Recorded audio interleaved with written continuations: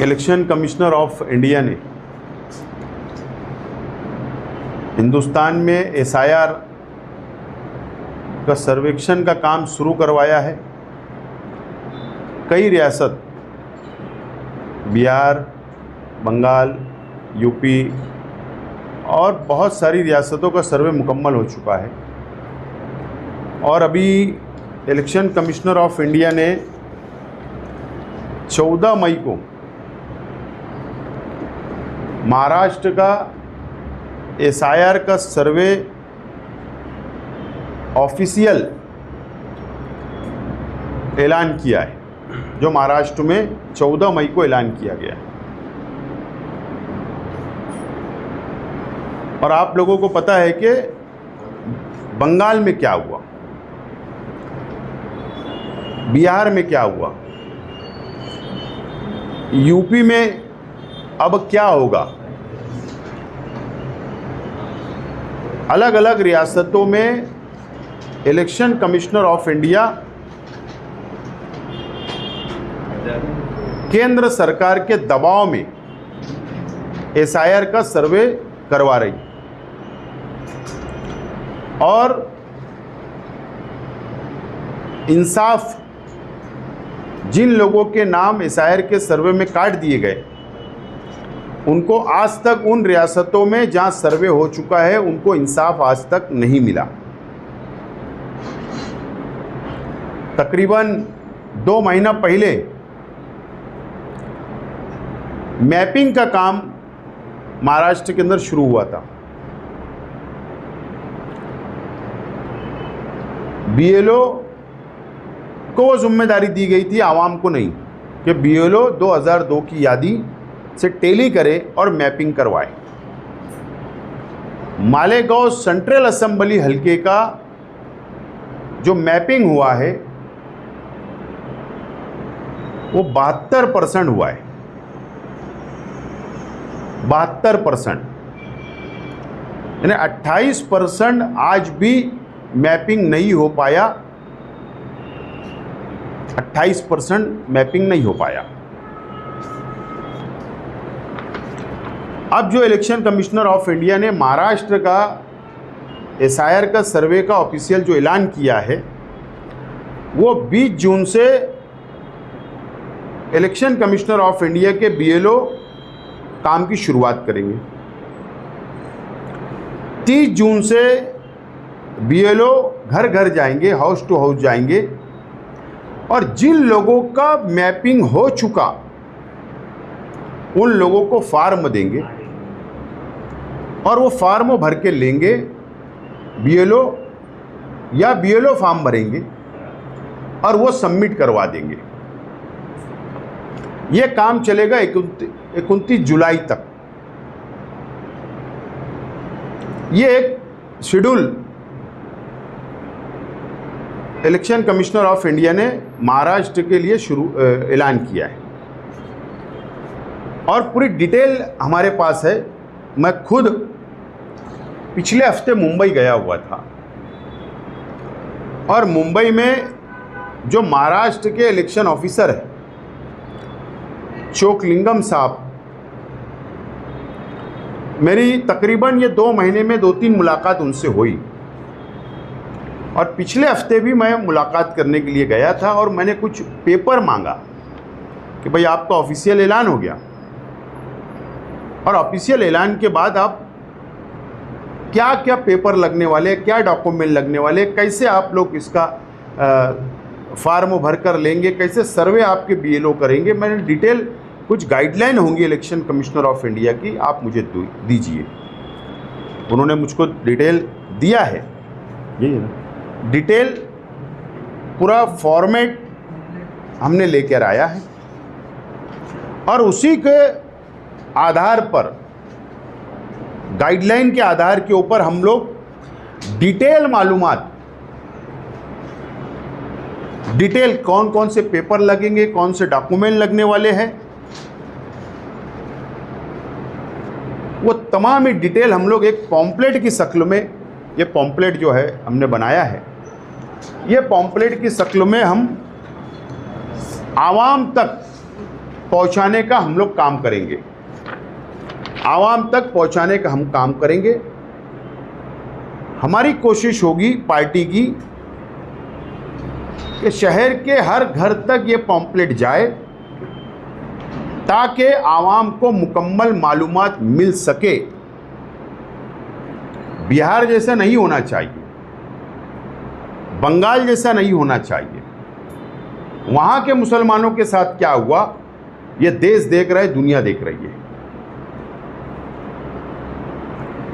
तो इसके लिए हमने पार्टी ने ये बात का फैसला किया है कि 1 जून से आवाम में बेदारी लाने के लिए एहसान शेख और रिजवान शेख की क़यादत में 2 टीम नौजवानों की हर मोहल्ले में, हर घर पर, हर गली के अंदर जाकर आवाम को डिटेल मालूमात पॉम्पलेट की शक्लों में देंगी और हमारे कार्यकर्ता, हमारे कॉरपोरेटर आवाम की मदद करेंगे जब तक SIR का सर्वे मुकम्मल नहीं हो जाता।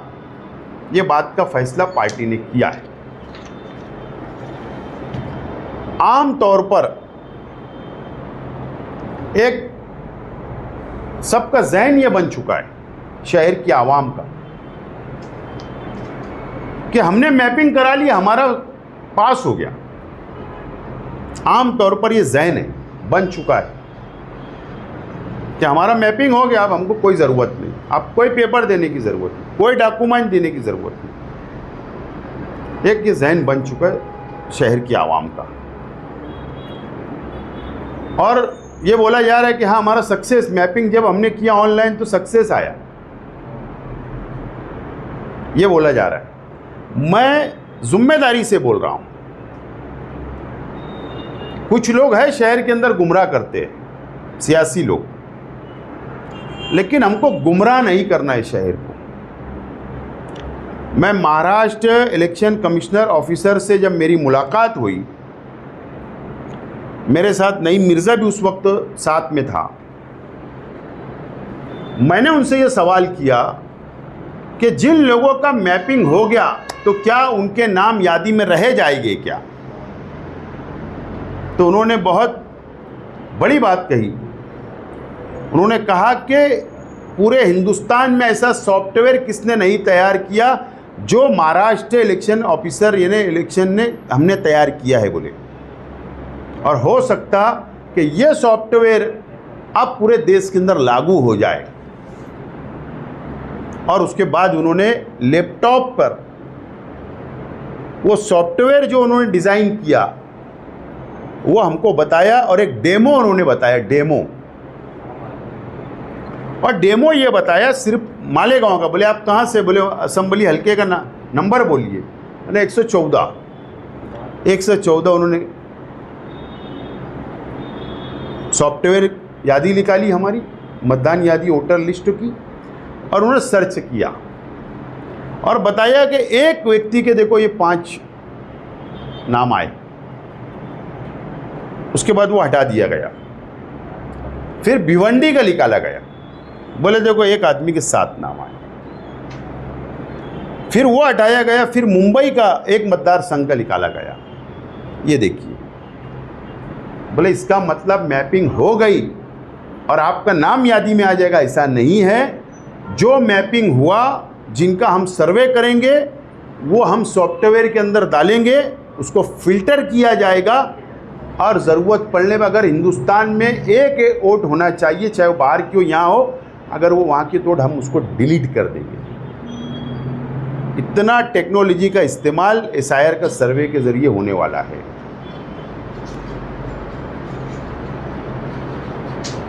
इसीलिए आज मैं प्रेस ले रहा हूँ। इसीलिए हम लोग ने अलग अलग वार्ड के अंदर हमने हेल्पलाइन सेंटर बनाया SIR का। हमने काम किया, बेदारी लाई। लेकिन हमारे शहर के एक सियासी शख्स ने एक मजहबी जगह से ये ऐलान किया कि फ़िक्र करने की ज़रूरत नहीं है, और 72% पे रुक गया काम। ठीक है, उनकी जितनी समझ है उन्होंने कहा। लेकिन अगर आज हम प्रेस ले रहे हैं तो मैं सिर्फ हवा में नहीं, इलेक्शन ऑफिसर से मैं महाराष्ट्र के मिल के आया हूँ, डिटेल मालूमात ले आया हूँ और इसके लिए हमने ये बात का फैसला किया कि हम 2 टीम बनाकर 1 जून से हर वार्ड में जाकर आवाम को बेदार करेंगे कि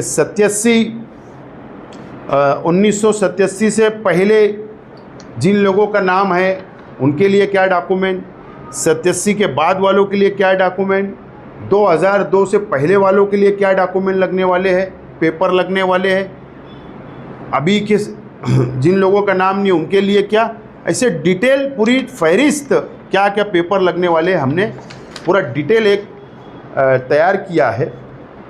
हम आवाम के बेदारी के लिए हमारे नौजवानों की 2 टीम निकलेंगी शहर में और पूरे शहर के अंदर बेदार हम लोग करेंगे। हमारी कोशिश होगी ये शहर के अंदर मुकम्मल SIR का सर्वे हो। ख़ास तौर पर ये बात बोलना पड़ रही है मजबूरी में कि मुसलमानों की हमको रहनुमाई करना है, क्योंकि जो भारतीय जनता पार्टी की सरकार है केंद्र की। आप एक बात और मैं बोलना चाहता हूँ, हो सकता है मैं आपको PDF दूंगा। UCC जो काला कायदा केंद्र सरकार ने बनाई थी उसको SIR से जोड़ दिया गया है, वो अभी आपको बता दिया जाए। हम पहले भी इलेक्शन के वक्त तो भी हम आवाम को बेदार किए तो यही बात हम बोल रहे थे कि UCC NRC सब कुछ हमारे पर काला कायदा लगेगा। अभी कल हमारे देश के होम मिनिस्टर का कल का बयान है,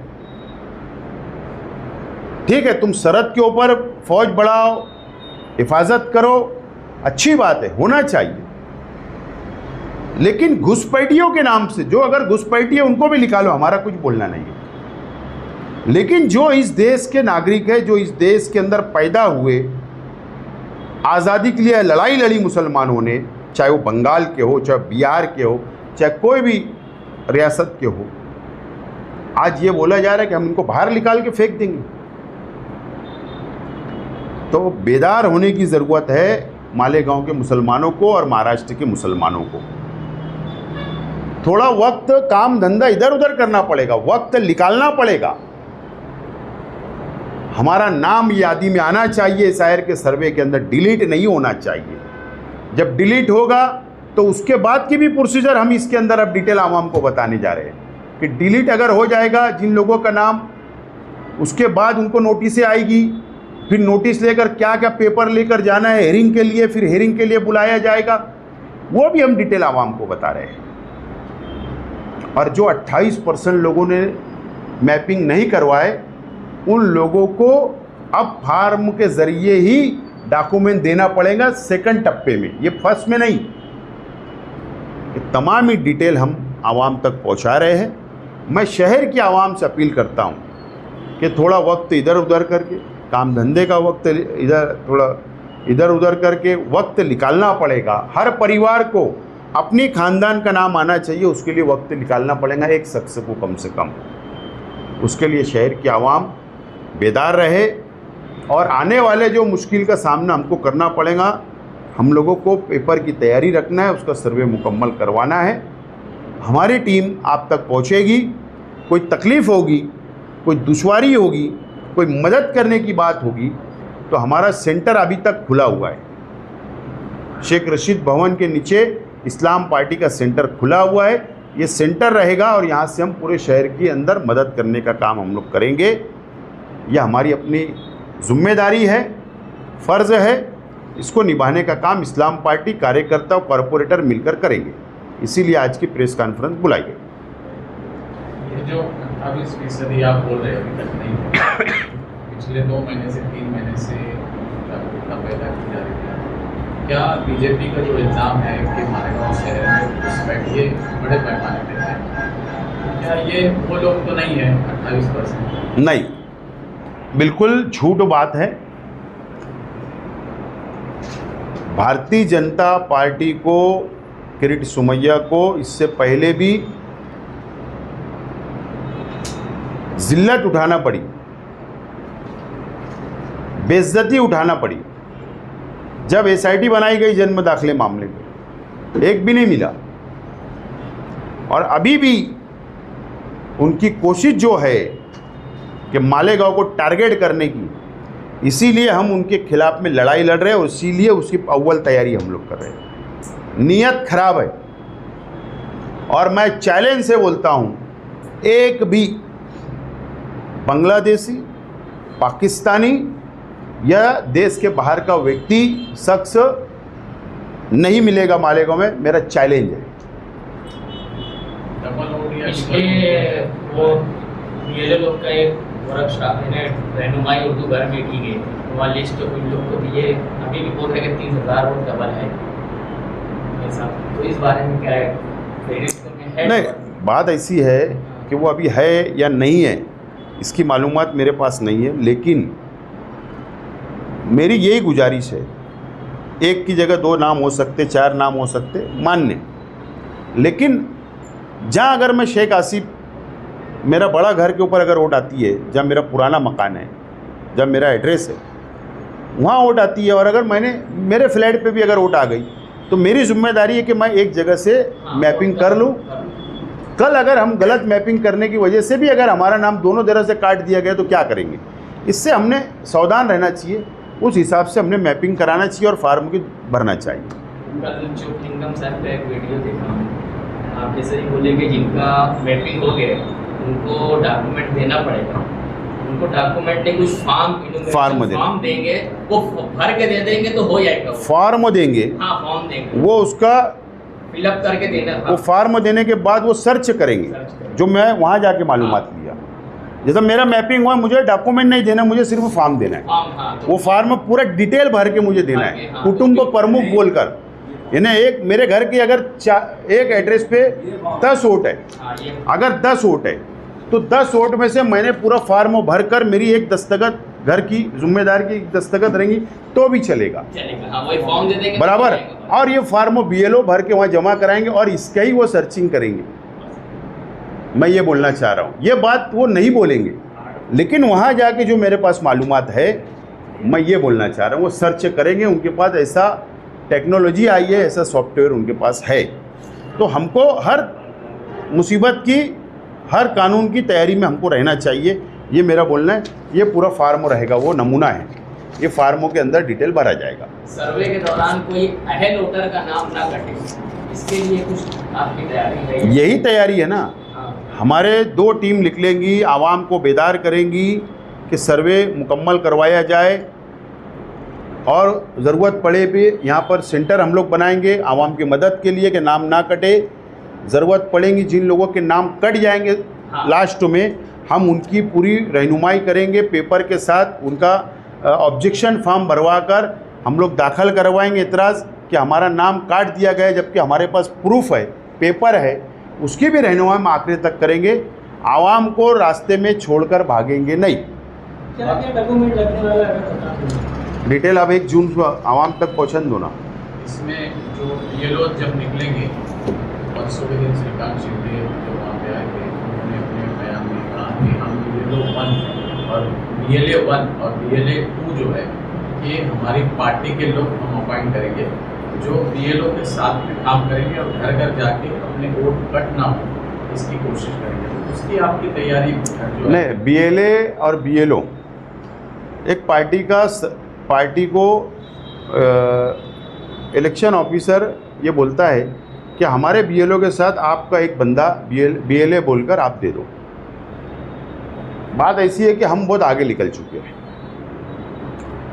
हम तो रमज़ान महीने से शुरू किया, हमने जो बेदारी लाई, सेंटर बनाए, हमारा अपना सॉफ्टवेयर हमने तैयार किया 2002 की मतदान यादी का, वही हम काम कर रहे थे BLA का।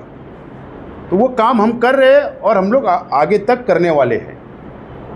तो वो ठीक, हर सियासी पार्टी ये कोशिश करने वाली है, लेकिन हम अलग कैटेगरी में आते हैं ना। हमको तो दूसरे नंबर का शहरी साबित करने की पूरी कोशिश, पूरी ताकत, पूरी सरकारी यंत्रणा खड़ी है ना। मुसलमानों को 2 नंबर का शहरी बोलने के लिए, बताने के लिए, साबित करने के लिए लगी है। वो अलग कैटेगरी के लोग हैं, हम अलग कैटेगरी के लोग हैं, तो हमको ज़्यादा मेहनत करना पड़ेगी, उनको कम करना पड़ेगा। ऐसा लगता है कि SIR के दौरान मालेगांव सेंट्रल में कुछ फिरका परस्तों की नज़र फोकस करेंगे, ऐसा कैसा है ही ना।